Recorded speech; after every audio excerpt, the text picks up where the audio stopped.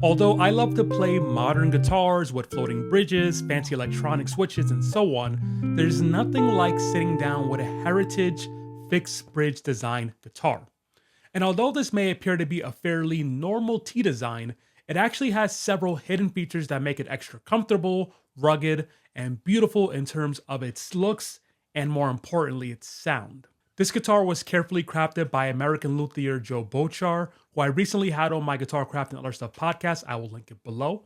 But in this video, I'm going to tell you all about this fantastic instrument. Now, the first thing you've likely noticed about this guitar is the color and the wood combination.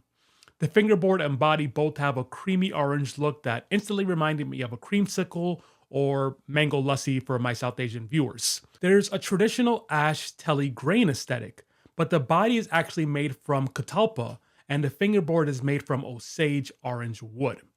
The body has a very slight offset with a belly carve and a forearm contour. I know that some people find traditional offsets too big, and others like myself find the added size extra comfortable.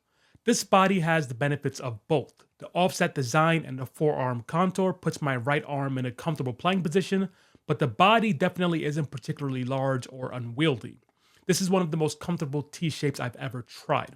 When I first got this guitar in and I put it on my lap, I of course gave it a few unamplified dad blues bends. And then I instantly noticed something special about this Osage wood, and I asked Joe about that on the podcast. Sometimes you play rosewood or even ebony and it just feels kind of dry, if that makes sense. And yes, it does. This feels very smooth. Like, it doesn't feel like a composite, but it feels like a wood that is smoother than anything else that I've really played. I don't like maple fretboards with a lot of finish on it. It just feels gummy when you play it. I don't know. I sand them down to about 1,000 grit. So after I do all the initial profiling and stuff, I'll wet sand it with naphtha down to 1,000.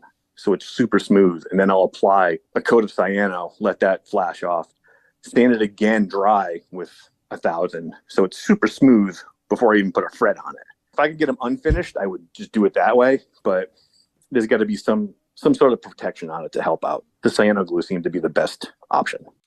That type of attention to detail is honestly the reason I get excited to try these hand-built guitars by small luthiers. And I know it sounds very, very cheesy, but you can actually feel the love and attention to detail when this instrument is in your hands. You really do notice the smoothness of the fretboard whenever you play those bends. The maple neck is a medium C and it has a nice satin back. We also have 22 jumbo nickel frets and a bone nut. 1 11/16 nut width, 12-inch radius, and a 25.5-inch scale length. This is a high-end guitar, so of course the nut is cut perfectly, the fret ends are perfect, the leveling is phenomenal, and the fret edges are rolled nicely. But the stability of this guitar in terms of the neck and the body was also carefully considered by Joe. All of the woods are dried for several months and slowly carved by hand over a long period of time. There's also a hidden detail about the truss rods in all of Joe's guitars. I just wasn't happy with, again, aftermarket stuff. I mean, I'm picky. And I wanted to put in a dual action rod that was kind of bonded to the neck instead of floating in there. And so I came up with this dual action design, steel rod inside of a aluminum frame, and the frame gets bonded to the neck and the rod rides inside. And it's pretty solid. It definitely, I think, adds to the sound of the instrument. Now, since I've had this guitar, it's been totally stable, so I haven't needed to adjust the truss rod whatsoever. But it's nice to know that it was designed in a way to increase the stability.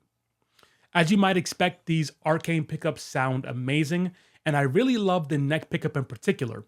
It's a perfect combination of full and fat for a humbucker without being too bassy. On top of that, it splits really well.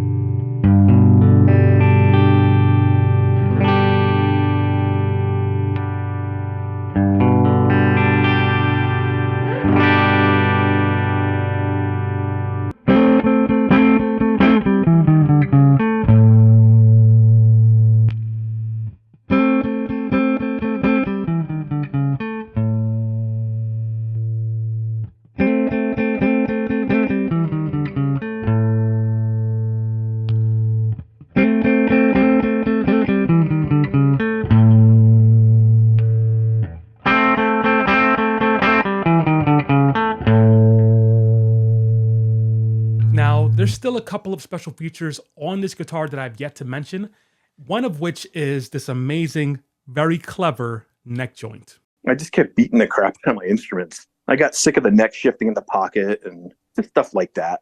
That I was like, you know what? I want to figure this out. I want to build a guitar that the neck won't shift when I'm beating on it. People throwing it around or touring and stuff like that. And so I came up with this neck joint, this kind of modified mortise and tenon thing. So internally, the neck has the mortise and the pocket has the tenon, and it slip fits together. So, and it's bolt on too. I use machine screws and stuff, but it's a super tight fit.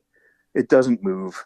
I mean, theoretically, you can take the screws out and it'll still function. And that was kind of the inspiration of the whole guitar line, was building something that was somewhat indestructible. And finally, in addition to the traditional Tele bridge, we also have these brass tone blocks, which were also designed by Joe and actually milled by a local public school, which gave them a chance to build something useful in their shop class. I remember in my shop class, I just cut random pieces of wood into random shapes and nailed them together. So this would have been a lot cooler to make. Joe uses the same body shape on his other guitars as well, and I hope to try those soon because this one has been an absolute joy to play. By the way, I'm Andre Flood, and I'll talk to you soon.